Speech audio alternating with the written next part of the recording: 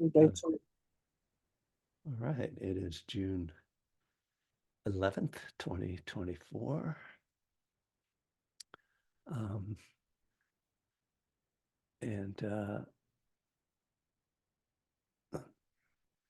Interesting. I see that when you start the recording, the the usual little prompt up there that allows me to switch over to musician sound disappears. So it's a little bit annoying, but there you are. Um, I do know how to get it open when I need it. It just requires a bunch of clicking. Um, what else? I just wanted to see if we're going to have some more arrivals. We never know. There's an arrival, Abigail herself. We must make sure she's with us. Would not be a morning without Abigail. Um, do I have any pre-class thoughts? Well, I think the first thought I have is make sure my ringer is off on my phone. How about that? Yeah, that's good. Uh, I'm arranging my partial knee replacement surgery, so I had a call this morning from them while I was meditating. So yeah, that's the good news that the surgeons think I'm a good candidate for a partial, which apparently is a bunch easier than the total. Anyway, old people sitting around talking about their diseases and collapsing bodies. I am of the nature to age and to deteriorate. Um, so, um, yeah, I've been writing. I'm I've been writing about something I'm calling the felt experience, and it's really kind of what I've. It's kind of the center of my meditation teaching, and I've been wanting to find a way to talk about it for a long time. So we'll see if it plays out. I write a lot of things; they don't all come to fruition. Anyway, I think we can start our sit. Oh, there's one more person dropping in. There we go. Ah, so settle back, find your meditation posture, something that supports you, relaxing and helps you to be clear, focused. You can close your eyes or just lower your gaze, stepping out of the visual realm.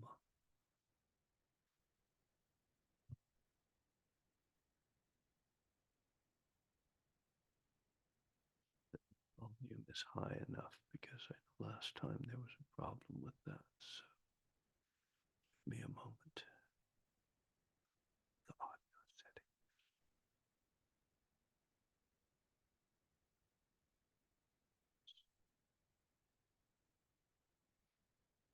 setting. Okay.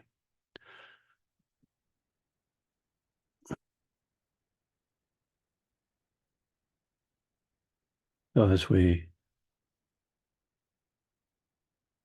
come into stillness, turning the attention inward, we can start by just feeling the body at rest.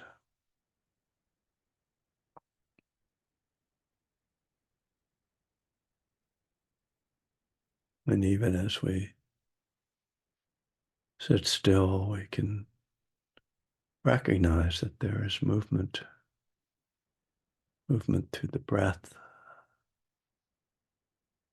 movement, the blood, the nervous system. Life is movement, energy, change.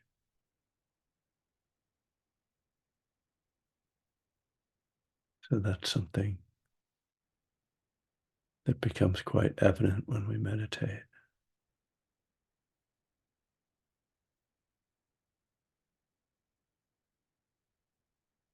the mind as well, in motion, generating thoughts, images,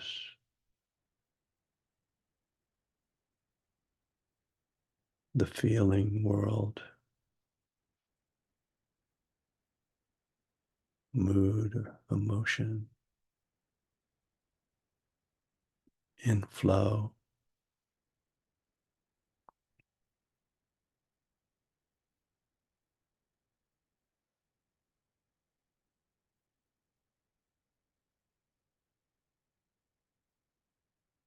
And so as we meditate, there can be kind of striving to stop everything.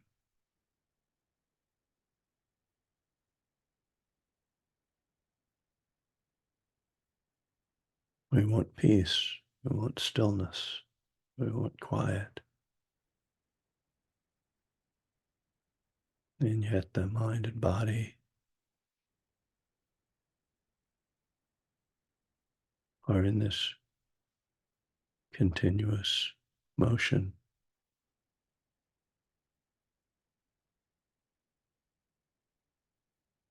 And so instead of trying to put the brakes on that, suppress that, we try to open to the flow of experience with awareness, feeling the flow, sensing the flow,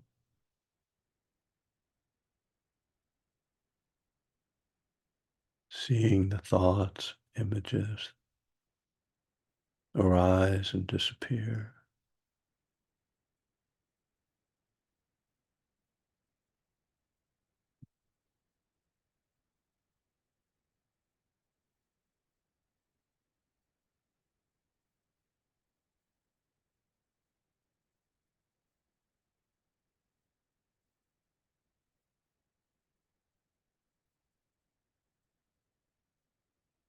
We could call this resting in knowing.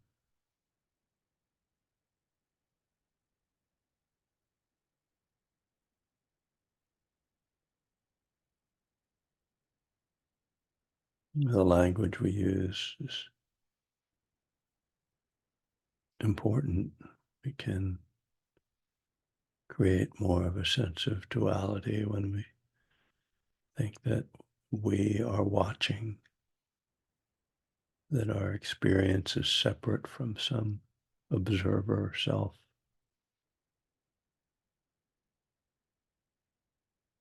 So if we can just think of our practice as resting in knowing, then there's no split.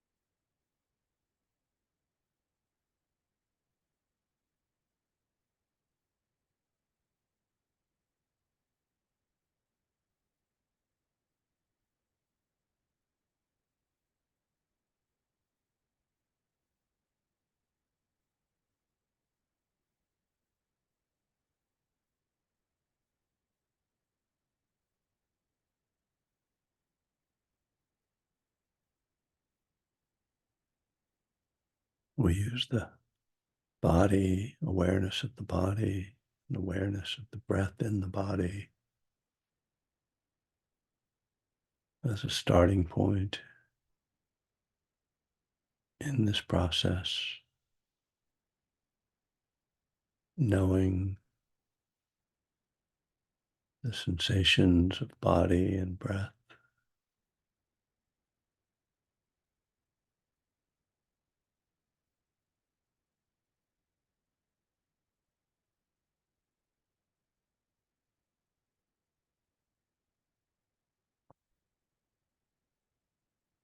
And then attuning to the subtle realm of the felt experience,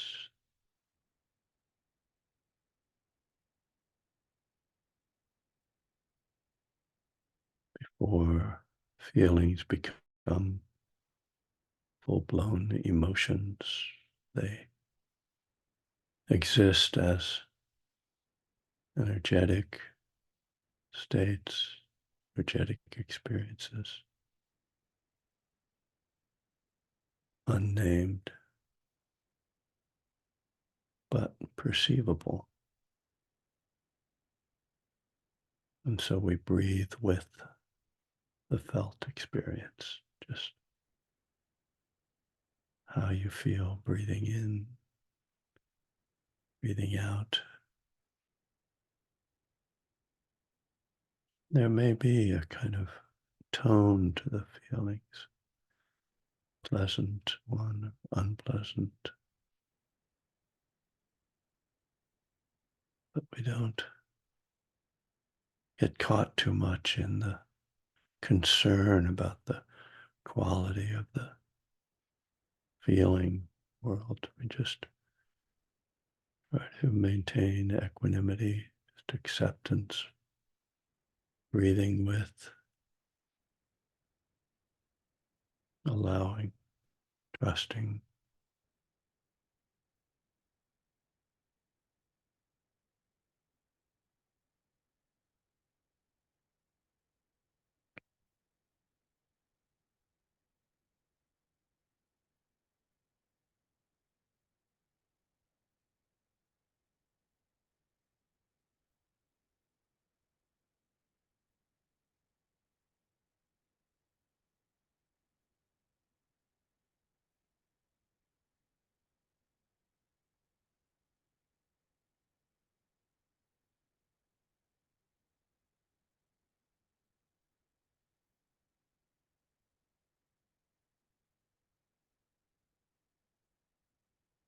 While much of our life is experienced through thoughts, understood through thinking,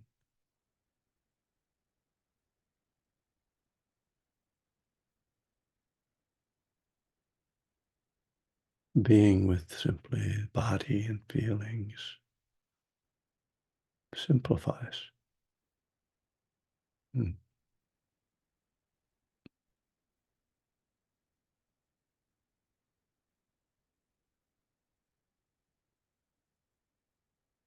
more, more of a primal experience.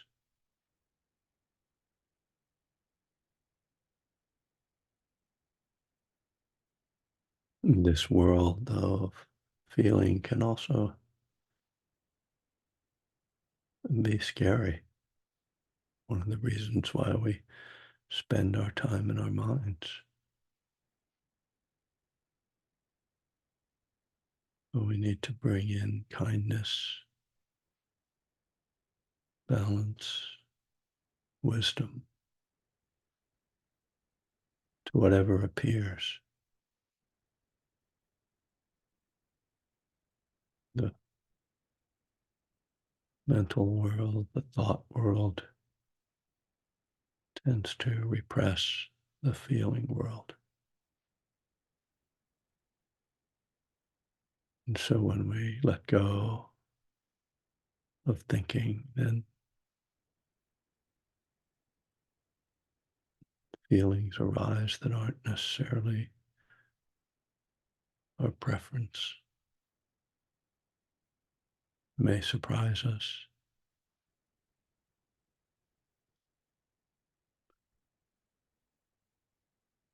We find out what's bubbling beneath the surface. And again, we breathe with feeling, just allowing those energies to continue to move through.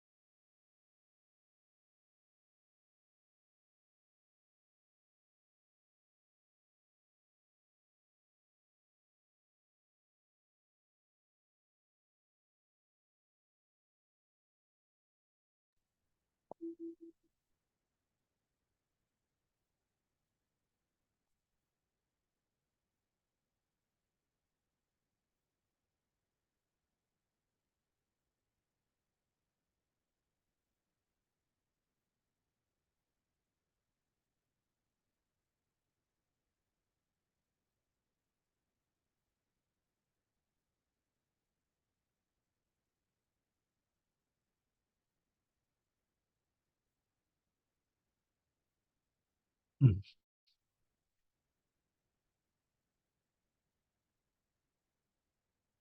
All right. So, as promised, I invite you to AMA, as they say on Twitter. Ask me anything. Or the American Medical Association, depending upon your, preferences.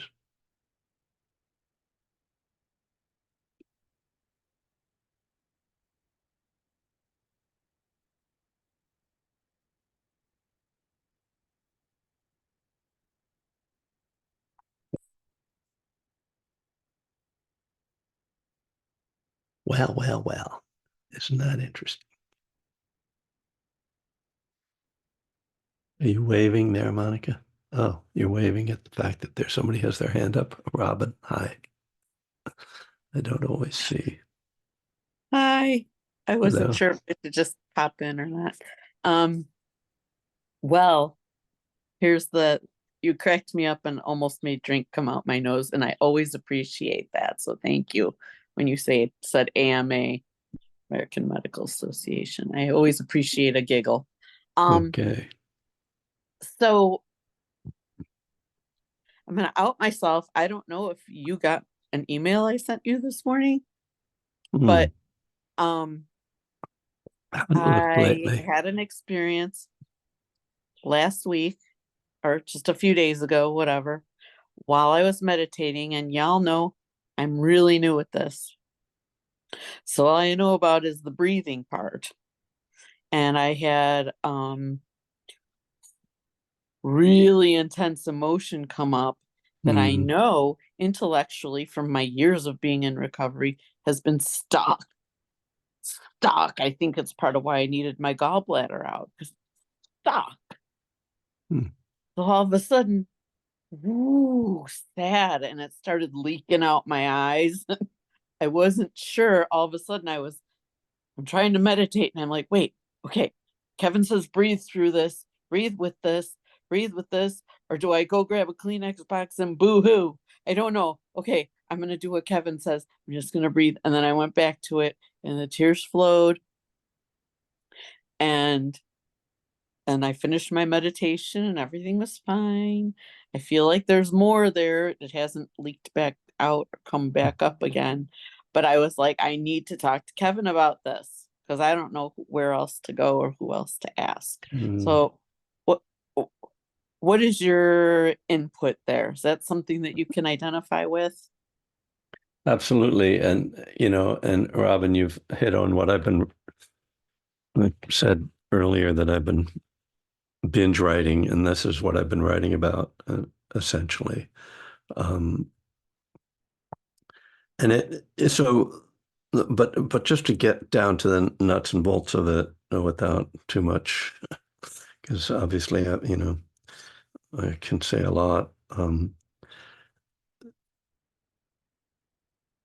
glad you worked with the breath, and the thing about the breath is that first of all, there's no content in the breath, right? There's no story in the breath. It's just a feeling, and so it does help you to stay in the present.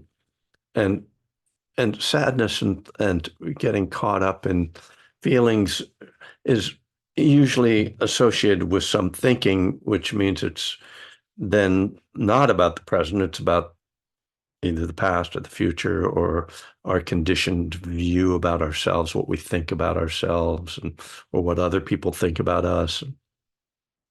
And so if we can interrupt the thinking a bit, um, it helps.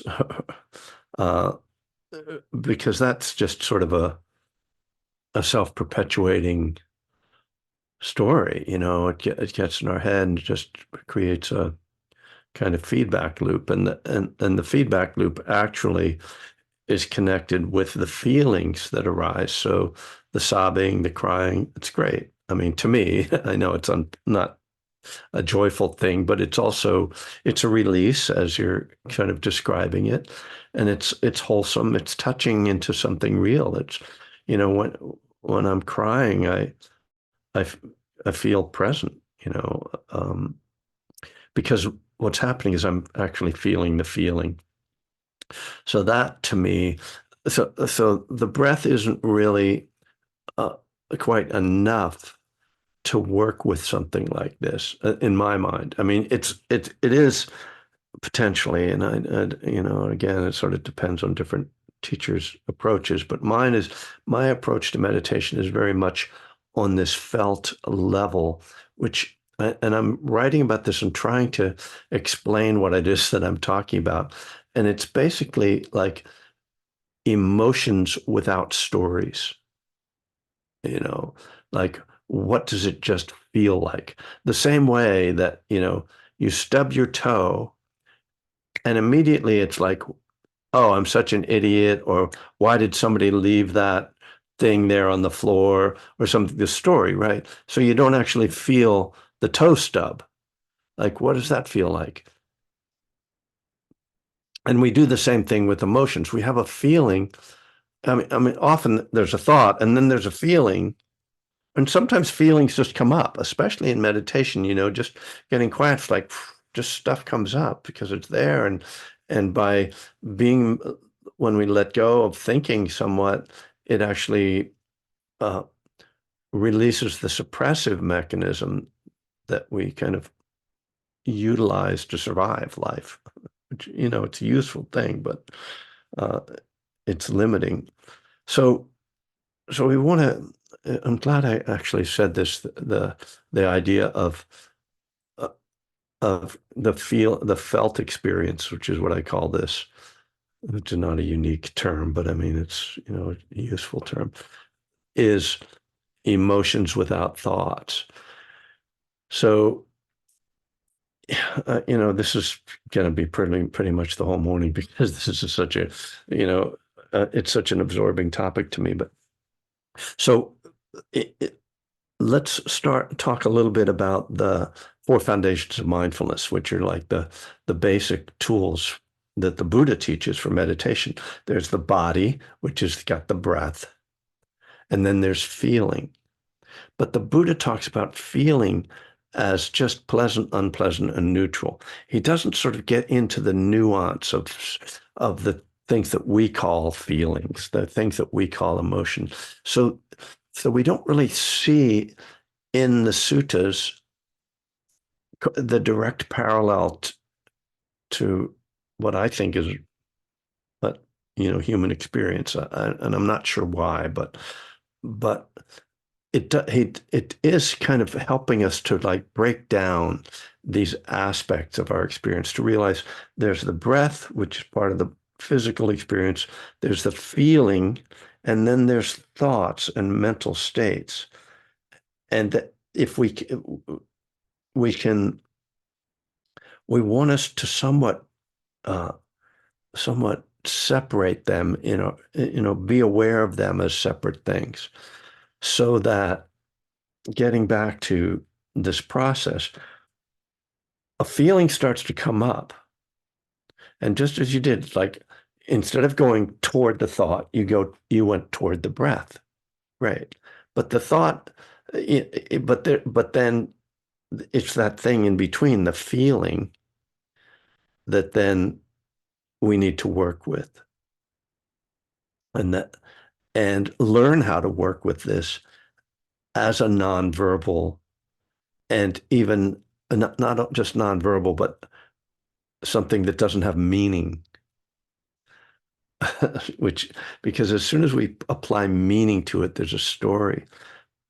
Like we don't think that there's meaning in our breath, other than, oh, well, I need to take a deep breath or something. But generally, there's no meaning in breath. It's just I'm breathing. I feel the breath.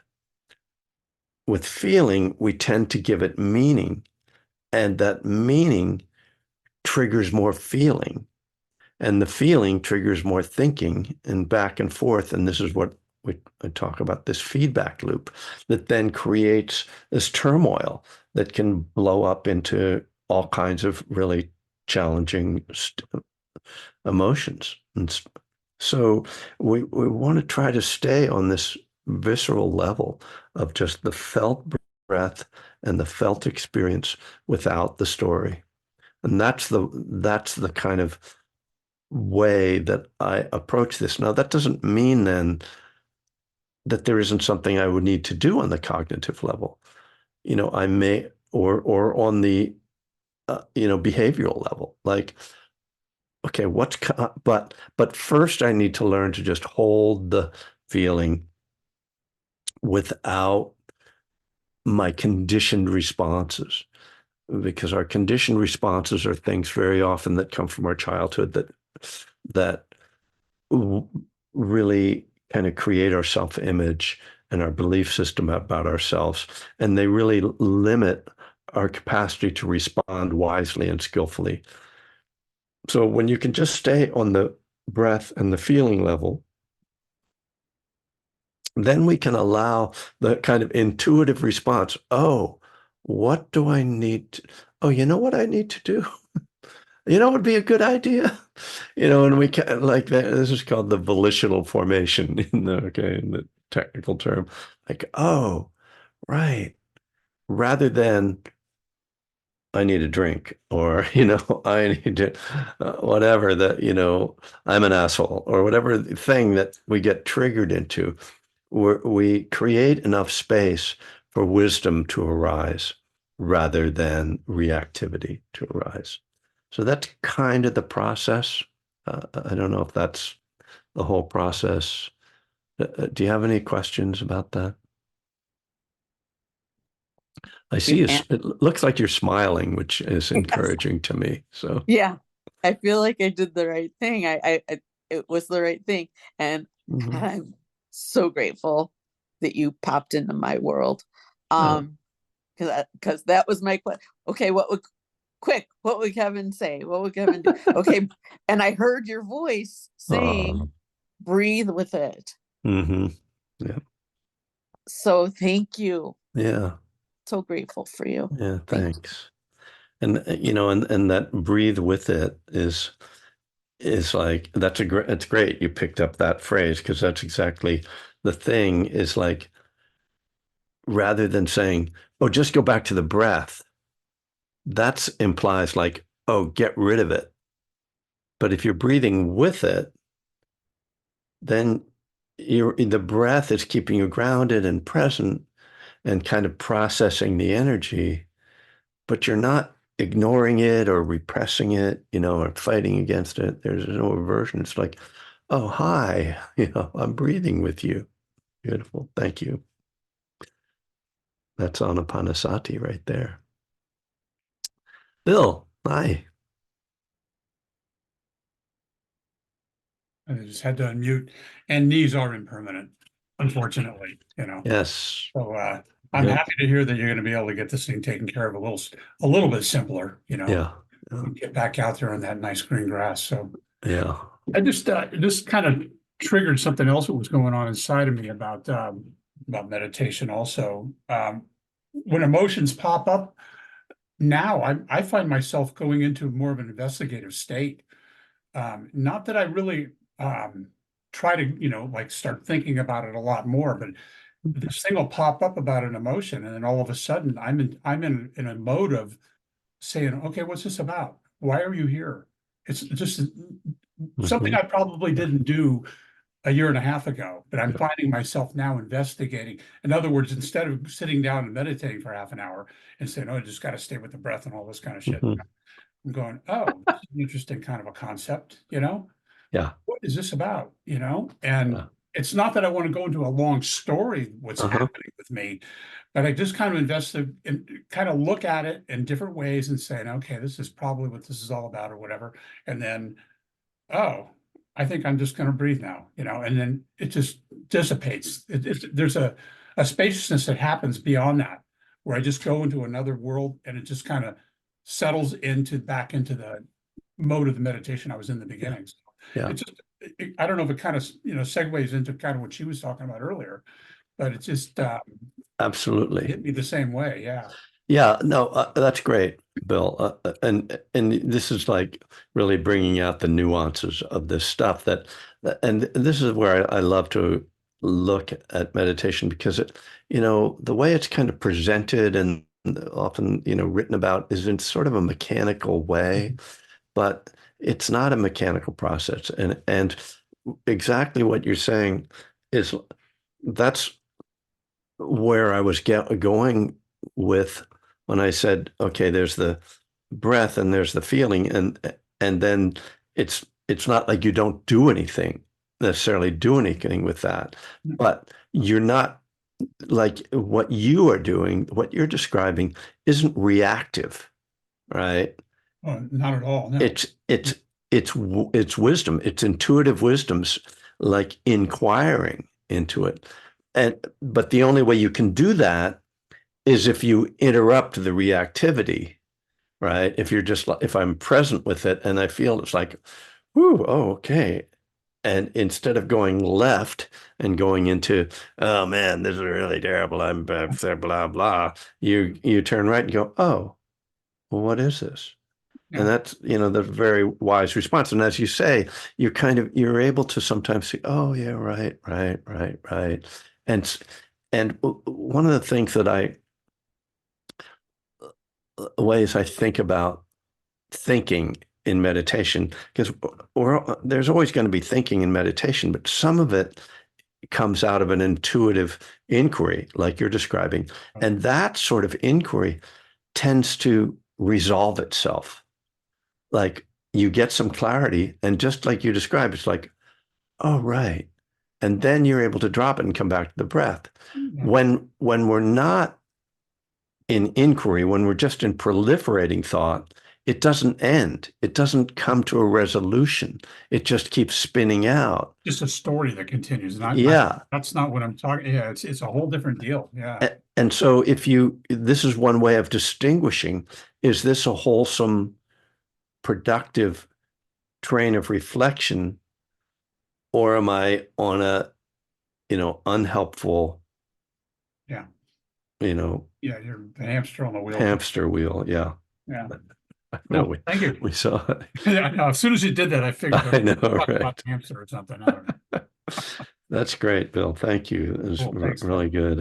I'm glad you're out there helping people to meditate because Yeah, I still run that meeting once a week, and I'm trying to give it to somebody else. I've been doing it for 3 years, and I said, "Come on, guys, let's pick up the pace here." So some of them are jumping in, which is cool. So yeah, yeah, but I mean, maybe it's good for you to just stay in that role, maybe we'll see. if you're helping people, No, I enjoy it too. So Yeah, good. all right, take care. Thanks, Bill. Steve. Hello, Kevin. Hi, you're outside today. It looks like Yeah, I'm out in my backyard enjoying the Mhm. beautiful until it gets too hot. It's supposed to get up to 100 today. My goodness. I know, yesterday I was up in, I guess, Novato, hmm and I get in my car at 79. I'm driving down 101, getting towards San Rafael. I look and it's 90. I get to the bridge, the San Rafael Bridge, it's 68. hmm I get to Berkeley and it's 63. And I was like, come on, that's insane. You It's should have like, turned around and come north because once you get past Santa Rosa, you get into Windsor, like it goes up 5 degrees every three yeah, upwards. yeah. You know, I just first of all, I'm really happy to hear that you don't have to have full knee replacement surgery. that for me was brutal. But Mm. there's so much going on right now in my life, and I'm interested to thinking about studying the Buddha's teachings, and my meditations are getting so deep, and I've been doing it so long now that it's almost the place that I just have to escape to try to get away from all the things that are happening in my life. And a week and a half ago, my wife and her brother was here from Arizona, and they were heading down to the bank and going to the grocery store. And this little dog was tearing down the street and ran into the crosswalk and stopped in the middle Oh. of the crosswalk. So my wife hit the brakes, of course. She gets out of the truck and she starts walking to the little dog. The dog ran around the back of the truck and jumped in the truck. So you can imagine I'm looking down at this little dog that we've named Zoe. Oh boy. Already got 2 golden retrievers. We've done everything humanly possible to try to find this little dog's owner. Dog jumps in And your so I've truck. been meditating on it daily. And the first thing that comes to mind is Olive, barking Olive. Well, maybe Kevin wants a little dog. Oh, good. Yeah, nice try there, Steve. I know. But no, I just, I can't take this dog back to the pound. I know I just can't. Mm. The poor little dog. I Oh, mean, God. she's so damn cute. She's 9 pounds. She looks like a little miniature Australian shepherd. And Mm. she's so sweet and so funny. And she's mixing with my dog. But I'm just saying, it's like in a meditative state, I just come up with so much emotion. And yesterday in my 12-step meeting, guess what the subject was? This gal started sharing about how she had to put one of her dogs down. Oh, God. Everyone was, I'm like going, oh my God, because I've had to do that so many times. But I just find solace in my meditation. And I just have to wonder back in the Buddha's times, what was the relationship that people had with animals to the extent that I can meditate and feel all these emotions and start crying, like I mentioned, the crying and the tears welling up, going on, and because it brings in so much other stuff when I'm meditating. And you might want to share on that a little bit if you can. Well, I was just afraid the dog was going to get hit by the truck, so I'm just glad Yeah. that was not the conclusion of the story. But beyond that, I mean, what there's not a lot of pets in the suttas. So I don't, all I can say, like, the Buddha was obviously just very compassionate about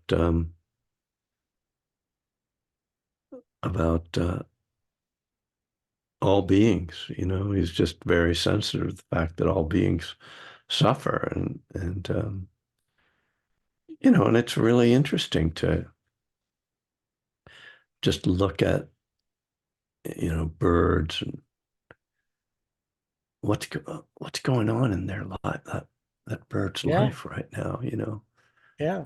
and you know I mean, fruit flies that live for 24 hours, like, you know, 20 hours, it's like an elder, it's just, I don't have anything to say, Steve. Well, I know. I'm just saying, is it that little dog? Why would that little dog who was running away from something stop in the middle of a crosswalk, sit down, and stare up into the truck at my wife and her brother? I mean, it's like, I don't know, and then jump in Yeah, the truck. yeah. So right, it's just something that's so powerful for me, the connection between humans and animals. And It's it smelled something pretty much. Well, I mean, I've been reading, I read a bit of Ed Yong's book, An Immense World, Mm, which is about how all the different beings and their different sense experiences and how they're completely different from ours. And that, we can't really project onto what they're experiencing because we don't understand their sense, their way of interacting with the world. And certainly dogs, their main thing is smell. And like, we don't smell any of the stuff they smell, and that we don't care about smell. They're like that's everything for them. It's like they could be blind and that they wouldn't really care. It's like, Yep. so literally it was like probably something in the middle of the street smelled right to them. So, and the Would truck be. probably had the right smell. I don't know. But thank you for, I mean, it sounds like you're stuck with the dog, so enjoy. Well, yeah, yeah. I mean, you've Thank you. got others, so it's okay. It's okay. Right. Once you have one, you know, you might as well have some more. Right. Tanya, ah, Hello there, everyone. gonna see you next week, I presume. Yeah. So, since Steve started it, You're gonna talk about dogs now. Uh, I adopted this little dog about a week and a half ago. My niece in New Orleans sent me a picture of her. Anyway, I won't go into the whole story, but my niece agreed to meet me halfway between New Orleans and Atlanta. So we each drove 4 hours and met in Evergreen, Alabama, had a nice long lunch, and I brought Rosie home. Rosie is adorable, but she's a barker. Turns out she's a barker. And I've never had a dog that barked like this. oof. Very high pitched yapping bark. Oh, So this past weekend, my neighbors behind me are trying to have some sort of outdoor, pleasant experience in their backyard. And this one is at their back fence, just yapping. And she doesn't respond to me calling her at all. I've got to go pick her up. So sounds like my neighbor. I broke down and got a bark training collar, which I have mixed feelings about. Yeah. Well, This one is supposed to be humane. Okay, it doesn't shock. oh, It buzzes and it beats if she continues to bark. I'm so conflicted about it because it's changed her whole personality once I put no. it on. It's like she's not the same little spunky dog. It's freaking her out a little bit. Oh, So, God. what is my responsibility to my neighbors, right, Hmm. and to the whole neighborhood versus allowing this dog to be who she is, which is a yappy little terrier, right? Hmm. And I'm just really conflicted about it. I I I hope that I'll be able to take it off of her eventually and she'll just kind of break that habit of continual barking. But I'm in this area of kind of, how much do I just accept about her being the way she is and how much, should I be trying to control? So if you have any thoughts on that, I would hear it. Well, Tanya, it strikes a little too close to home in the literal sense that, when my wife is starting to fall asleep at 11 o'clock at night and the neighbor lets Olive out into the backyard and Olive starts barking, it is not, it does not go well in the household here. And, yeah, I mean, and I will say, like, I noticed that I've never seen pets at a Buddhist monastery. And it's interesting because it's like, well, they're so compassionate about all beings, but how come they don't have any pets? And, and I think it's because they don't want to add complications to their environment. And don't you think that the way that we relate to and treat pets in the West is sort of a symbol of privilege? There's a certain privilege. Oh, of course. Yeah. I mean, right. Of course, when you see people feeding, when animals I mean, obviously this is nothing original to me. I mean, that we take better care of animals here than many people live. So yeah, absolutely. But I mean, that is, I mean, to me, that's like, what are you supposed to do? Like, It's like there's people suffering somewhere else in the world, so I should suffer. It's not quite, but if you want to know my personal response, and this is not I'm not coming, this isn't my Buddhist teacher response. My personal response is you have more responsibility to your neighbors than you do to the dog. Like, because the world we live in, humans are the top, and the it's terrible. I mean, we eat animals, so obviously we don't care that much about them. We care about certain ones, but if we're willing to eat them and other subject them, then obviously we put human life above animal life. And you know angry neighbors are not a good thing to live with. Harmony in the neighborhood. So you know we also can't, like, when you're projecting your own, like, emotions into the dog, like, oh, the dog has changed. Like, you don't know whether the dog is actually more or less happy, based on the behavior necessarily. So it might benefit the dog to be trained a little bit. But I don't know how we got here, but this is what happens. I'm telling you. I was at the Berkeley Buddhist Monastery last week, and some monks from Abhayagiri were there, and the first question was asked about death. And so the whole hour then was spent on death. And I was like, I mean, I love death. It's one of my favorite topics, but it was like, it just went into all this, like, well, what about rebirth? And, is it, and I don't remember all the things, but it just struck me how interesting it is that it's the same thing in an AA meeting. If somebody brings up a topic, look at how our everybody's mind, like, coalesces around that topic, and everybody starts thinking about that one thing. It just shows how easily our minds are diverted into a topic. So now, so Sharon, you're not going to talk about your dog, right? Thank you. Please unmute yourself and talk about something.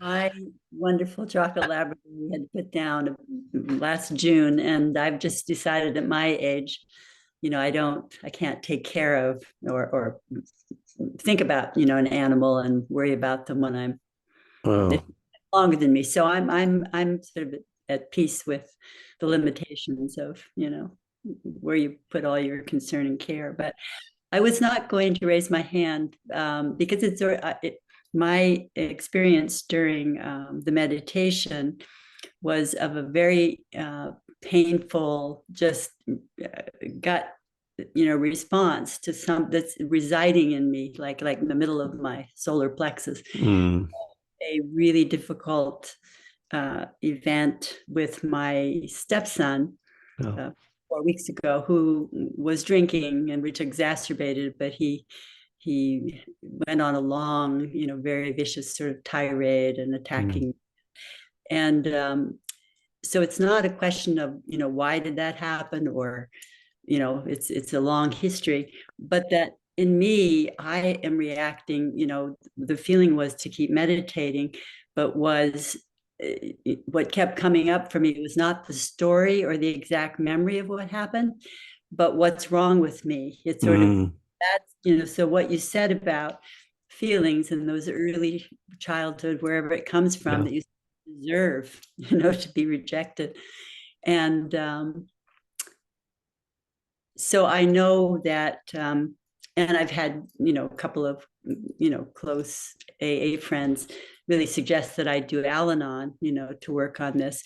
And there are other, therapy and that sort of thing. But in meditation, I don't know if you have any kind of wisdom or thoughts about when that persists, that sort of deep feeling, even with the breathing, how instead of just wanting it to be over, Yeah. meditation to be over so that I wouldn't suffer, because I was, I can listen to other people, I can go for a walk, I can do these other things. And I'm just wondering what, your advice or reaction is to how to handle that kind of feeling. Mm, If it persists, and you're yeah. breathing. What it does is it kind of makes it it's like crying, but it doesn't feel good, because I'm not crying. I'm feeling Yeah.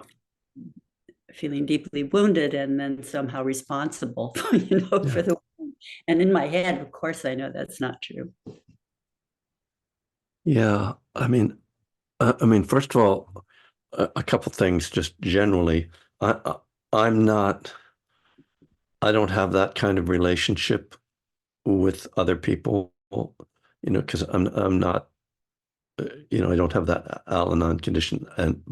But I know that there are some people here who do have that as an issue. And so, maybe some of them would want to share after I say a thing or two about the kind of we can talk about the meditative process, but it obviously goes beyond meditation, which, I think